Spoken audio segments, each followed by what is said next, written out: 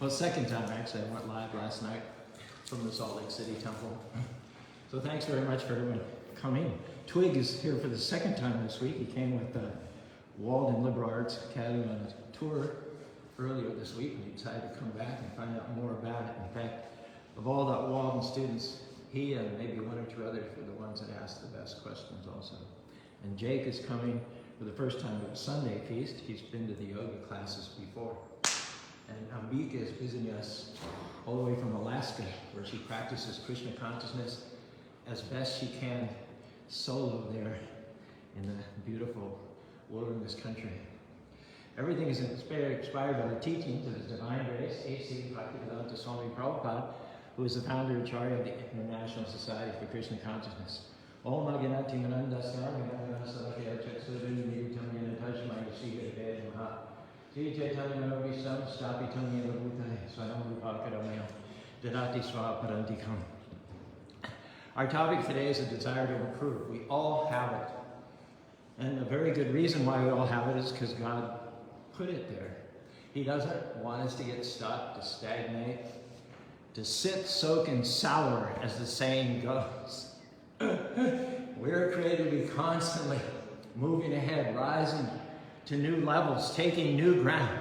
Throughout our lives, Krishna is going to reveal to us various ways that we can become better versions of ourselves, step into the great destiny that He has in mind for us. He speaks to us as the Paramatma, the super soul, from within the heart. He speaks to us through Scripture. He speaks to us through the voices of those who love us. God is described, Vedaham Samadhitani Vartamani Bhavishanvitam Mam Juvena Kashira. He knows past, present, and future. He knows what's in our hearts. He knows what we need to work on. He knows where the strongholds are. He knows what it is that's holding us back. He knows our weaknesses. He knows our faults. He knows our inner secrets. And guess what? He still likes us. And when He brings these matters to our attention, then we have to be willing to do our part and take the corrective measures. If you're not willing to get out of your comfort zone, then you're going to remain stuck in a rut in your marriage, in your finances, in your careers, and most especially in your walk with God. If you casually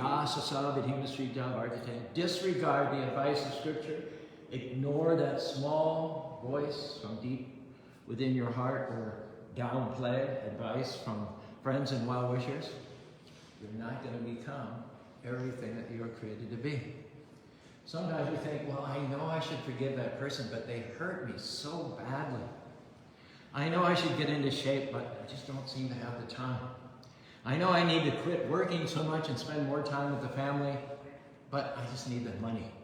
I know I should get out of bed earlier, but I'm addicted to late-night TV. I know I should go to the temple, but I'm just so tired on Sundays.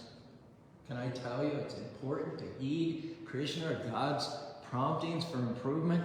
Everything that He tells you is for your own good. It may be difficult in the end, but it gets us closer to His divine presence. In the Bhagavad Gita,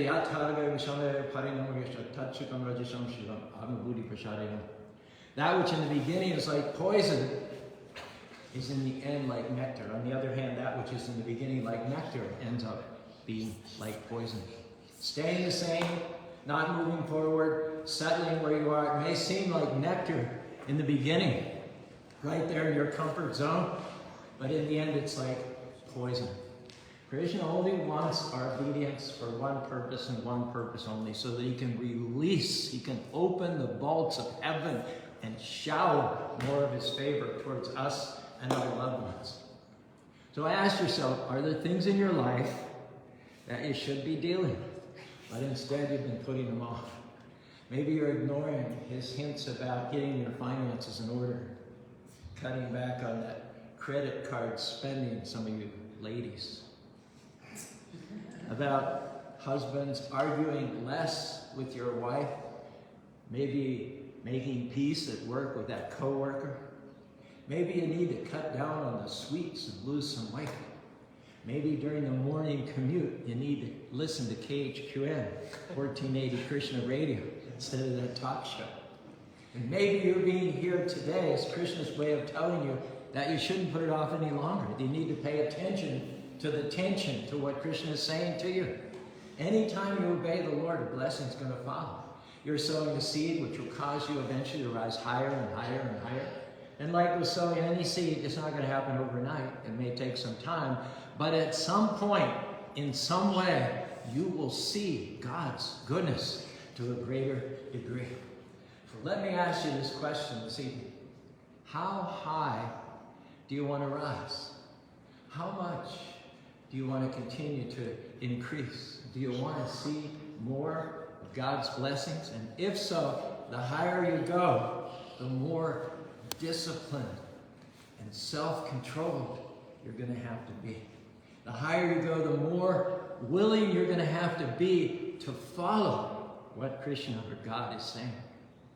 Maybe for some of you, he's telling you not to spend as much time with those friends who are taking intoxicants, cheating on their wives, cutting corners on honesty. You may want to put it off. But Caru, I've known them since high school. If I don't have those friends, I'm going to be lonely. Well, true, they're good people. Their bad conduct doesn't affect me, doesn't hurt me one bit. Can I tell you? You're playing with fire. The temple president has moved on now to Boise. But he had one guy who was coming around doing some odd jobs, and the fellow asked if he could borrow the temple car one day. He took it and brought it back 24 hours later. Next week, he was out driving somewhere, had a broken taillight. The policeman pulled him over and for some reason searched underneath the front seat where there was a whole bunch of drugs. The guy had borrowed the car, gone out and bought drugs, and he was so spaced out he forgot to unload all the drugs, left a bunch of... The temple president of the Krishna temple in Salt Lake City almost went to jail. So don't tell me hanging out with the wrong kind of people can't bite you back, can't circle around and bite you back.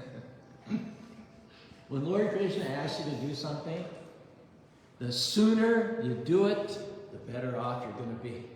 We should develop a habit of reflexively, immediately following the instructions of the Lord.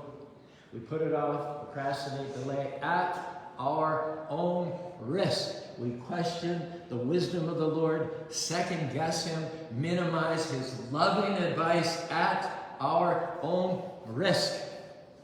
You may not want to distance yourself from those friends because you're afraid you'll be lonely. However, the sooner you follow the advice of the Lord and start seeing less and less of them, the sooner he's going to send you much better friends. The sooner you cut down on that bad habit, the sooner the Lord will enthuse you about an exercise program. The sooner you cut out sweets, the sooner you're going to start looking good in the mirror.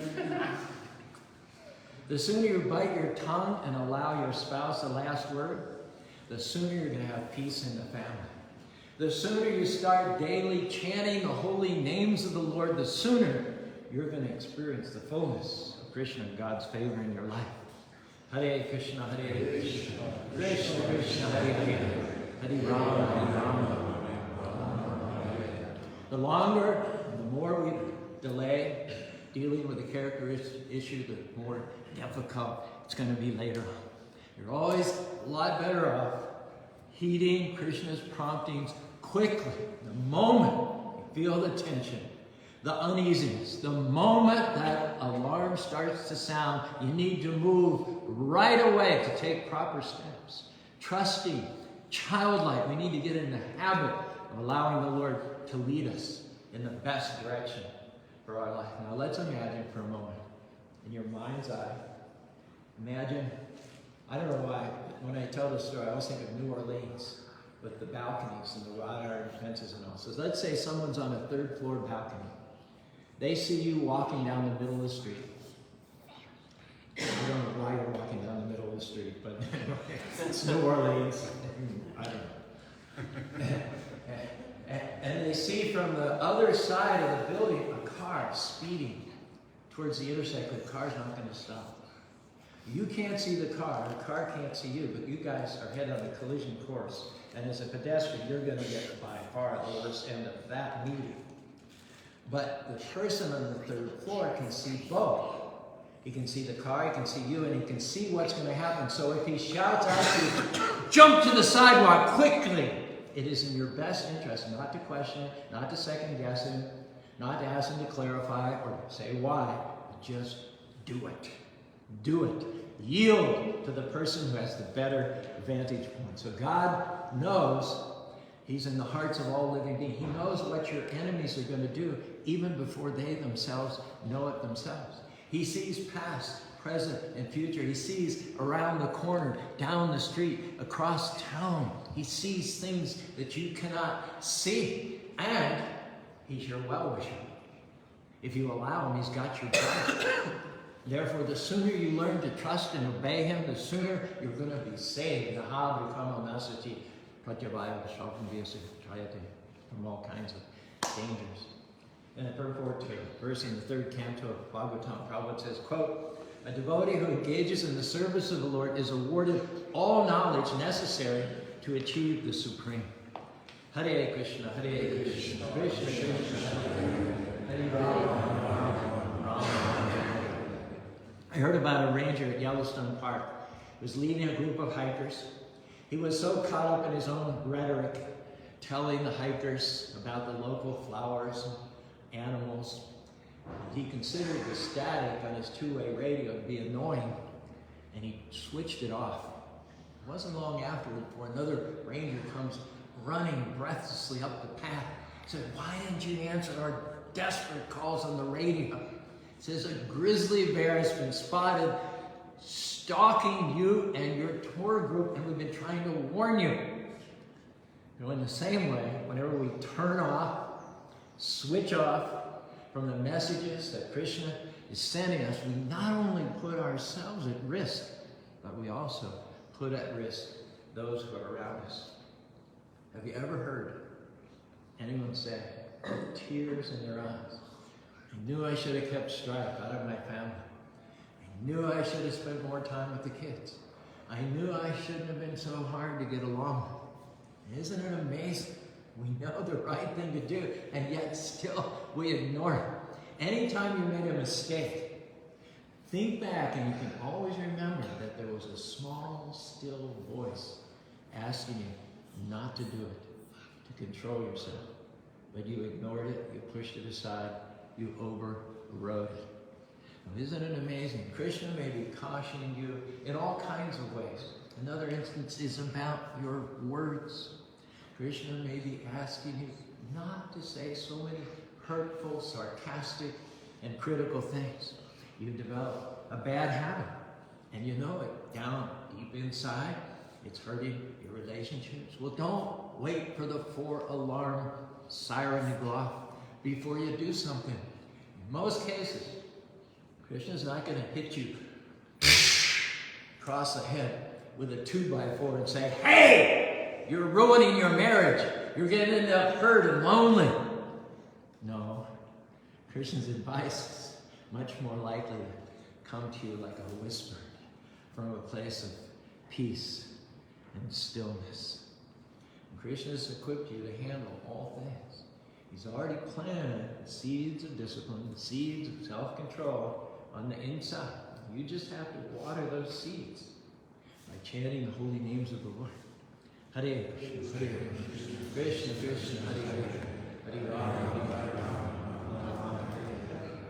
I heard about a young man named Danny Simpson. He was short on cash, so he took a pistol that had been handed down to him through his family from generations, and he robbed a bank. His bank robbery netted $6,000, but unfortunately he didn't get more than a few blocks away before he was arrested and put in jail. Now, at his trial, 2 significant things happened. First, Daddy was sentenced to 5 years in prison. The second thing, it was discovered that the gun he used during the robbery was an antique Colt made by the Ross Rifle Company in 1918. Its estimated value was $100,000. Did you catch that? Danny robbed a bank for $6,000, all the while holding a gun in his hand worth $100,000. Now, do you think Danny had regrets? You bet he did. And my guess is that if he had to do it all over again, before robbing a bank, he would have taken a much closer look at the family heirloom, which was his by right. Now, what do we learn from this story? Don't miss the treasures right at hand. We have talents, skills, and abilities that have been gifted to us by God. We need to learn how to excavate those. Krishna has already packed our bags for the journey of life with everything we need. He didn't forget anything. He didn't leave anything out. Do you know people who, instead of paying the price to go to the next level, instead of looking in their own suitcase, so to speak, spend all their time and energy being jealous of people more fulfilled, more prosperous than them, rather than being happy for those people and rejoicing, the jealous person spends all their time and energy running others down and finding fault. Now, the interesting thing that I find about this is that those jealous people could have enjoyed the same success and same fulfillment as the people of whom they're jealous, but they were unwilling to pay the price.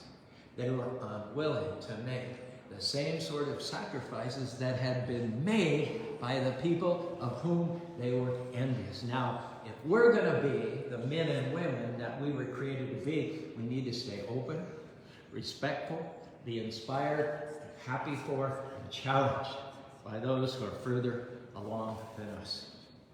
The poet said, the lives of great men all remind us we can make our lives sublime and the party leave behind us. Footprints in the sands of time, footprints that perhaps another sailing over life's solemn main, a forlorn and shipwrecked brother, seeing shall take heart again. Always look for ways to improve. There are treasures hidden underneath complacency, underneath immobility, underneath laziness, underneath envy. You can, in this day and age, I think you'll agree with me, get away with a heck of a lot and still live comfortably. You can treat people disrespectfully, you can be sloppy in your business and in your domestic affairs, and you can still live comfortably. Well, we're not talking about that. We're talking about being men and women of excellence. We're talking about rising higher, about being the very best version of ourselves that we can be. And another purport in the Bhagavatam, 2nd canto, Prabhupada says, we have got this rare and valuable human form of life. We should utilize it to achieve the highest level of perfection. That is Krishna consciousness. Hare Krishna, Hare Krishna, Krishna Krishna, Hare Rama, Rama Rama, Hare Hare. One of the most fascinating people in the United States history was a black gentleman from the South named George Washington Caru. He was born into a family of slavery, could have settled where he was, all in self-pity, come up with any number of excuses for not rising higher. However, he never allowed his thoughts or actions to be enslaved. Early on in his life, he had a deep belief that God had something special for him to do. Eventually he became a chemist who specialized in agricultural products, and his work ended up helping the South move from dependence on one single crop of cotton to include diversified products. He called his laboratory God's little workshop. He often was heard to be carrying on conversations with the Lord inside of his shed there. The story goes that one day, George was in the workshop and he said to God, Lord, tell me the purpose of the universe. God said, that's too big a question for your little mind. Reduce the scope of your question. Caru then said, all right, Lord, tell me the purpose of mankind. God said, no, that's too much. Just reduce the scope of your question. So it went on and on, back and forth for a while. And finally, Mr. Caru said, Lord, tell me all about the peanut. God said, now you're talking. Right on. He ended up giving his talent for discovering more than 140 uses for the peanut. His discoveries helped to reshape and re-energize the weakened economy of the South and help millions of people. Everyone benefited from his God-shaped attitude about life and his willingness to allow God to mold his mind and thoughts into it from a spiritual perspective. One of the most important principles that you can learn in this connection is this: follow the peace. Follow the peace. Listen to your conscience. Deal with issues that Krishna brings to light. Don't put them off. The longer you put it off, the more difficult it's going to be. A lot of people, they wonder why they're not happy, why they're not blessed, why they can't sleep well at night. Often it's because their conscience is not clear. You cannot push down, ignore the higher self that God created you to be and expect to enjoy your life. When we refuse to accept his higher calling on our lives, we step outside of God's protection and favor. And when we live with a guilty conscience, when we don't feel good about ourselves, we end up taking it out on other people. We end up living weak, defeated, discouraged, mediocre lives. And it's because of that poison on the inside. On the other hand, if you choose to improve, follow the eternal and internal calling to improve, Krishna will help you. Krishna says, I'm seated in the hearts of all living entities, and I destroy with the torchlight of knowledge the darkness born of ignorance. Krishna can put you back on the best path if you ask him. Hare Krishna, Hare Krishna, Krishna Krishna, Hare Hare, Hare Rama, Hare Rama. O Govinda, son of none other, you're the one second to none, my shining sun. I'm heartbroken in the ocean of birth and death. Pull me out of this cruel blender, surrendered as an atom in the sweet splendor of your tender lotus feet. Krishna knows and guides each and every one of us in a unique, individual way. We're all at different levels, like birds fly higher and lower in the sky according to their capacities. We shouldn't waste time comparing ourselves to others. When we do that, we tend to make excuses. We tend to say, oh, my friends are all going to this movie. Everybody's going. What harm can it do? But a little alarm is going off inside. A voice is saying, you're better than that. Don't take trash willingly into your mind. You have to do what you feel good about in your heart. You have to hang out with people who are at your level or who challenge you to go to the next level. Distance yourself from those who are not going where you're going, who are not listening to God's advice. You may have to spend a few lonely nights, but remember, anything that Krishna or God asks you to do is for your own benefit. It's ultimately so he can release more and more favor into your life. In a lecture, Prabhupada talks about steps on the path of improvement. By yogic powers, one can control others. One can also travel in an astral form anywhere within the universe. Pretty far out, huh? You can actually hypnotize people and make them do what you want by yogic powers. You can travel in an astral form anywhere in the universe. By perfected yogic powers, you can choose the time and place of your death and your rebirth as well. Pretty impressive, huh? And yet Prabhupada says, but when one rises to the level of receiving and accepting and acting upon dictation from the Lord, that is the highest perfectional stage of life. Anytime Krishna dictates something to you, he also gives you the grace to do it. Prabhupada's guru, Bhaktisiddhanta Saraswati, asked Prabhupada as a young man in 1926 to spread Krishna consciousness in the Western countries.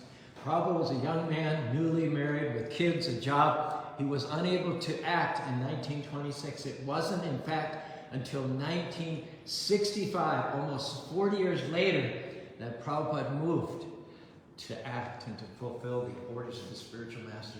At that time, he no longer had wealth. He no longer had youth. He no longer had good health. He didn't have any connections in America, the land to which he came. So by what power, then, I ask you, did he achieve success in his great mission? He achieved success by grace. By grace of God, he persevered against all odds. By grace, he attracted 5,000 disciples, myself and by Bobby among them. By grace, he established 108 temples. By grace, he translated 50 big books. By grace, he circled the earth 13 times. We are all gathered here this evening by the grace of God. And if we're honest, we'll admit that he has already abundantly blessed us, even though we've pushed him far down on our list of priorities. Even though we have not particularly cared for his instructions to date, he's still shown us his goodness in 1,000 different ways. Now, my question to you tonight is, would it not make the most perfect sense to try to improve, to try to dial him in better? Would it not make the most perfect sense to hunger to hear his voice above the chatter, to thirst for his voice as a man would hanker after healing waters?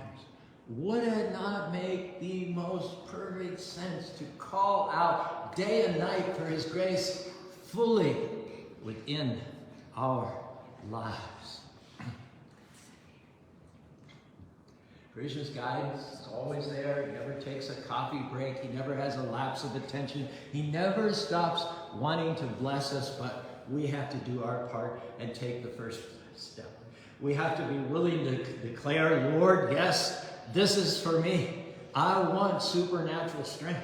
I want to overcome all obstacles. I want to defeat all the enemies. I want to rise higher and higher. I want to take my obedience to the next level. I want myself and my loved ones to experience an unprecedented level of favor. Hare Krishna, Hare Krishna, Krishna Krishna, Hare Hare, Hare Rama, Hare Rama, Rama Rama, Hare Hare. Friends, Krishna has great things in store for you. Don't get stuck and settle for a life of mediocrity. Pay attention to the small, still voice on the inside. Deal with the issues that Krishna brings to light. Learn to obey quickly. How high you go in life is directly related to how fully you follow God's instructions. Krishna is preparing you for great things. It's going to take you further than you thought possible. Don't be surprised when he asks you to pick up your bags. He's already packed them with everything that you're going to need. He's going to take you places you could never go on your own. In this life, next life, he'll promote you back to home, back to God.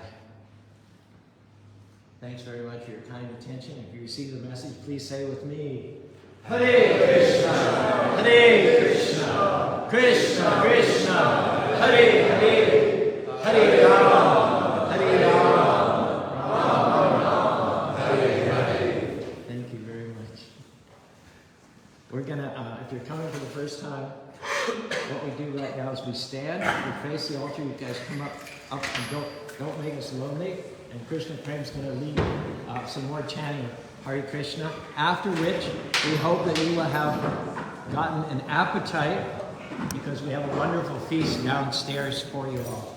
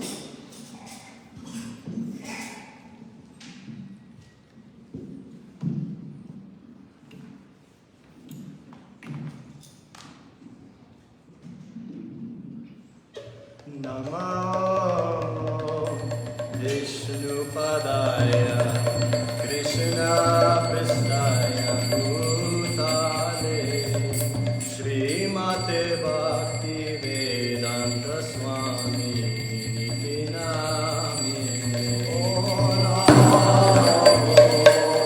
Vishnupadaya Krishna Pristaya Bhutale Srimate Bhakti Vedanta Swami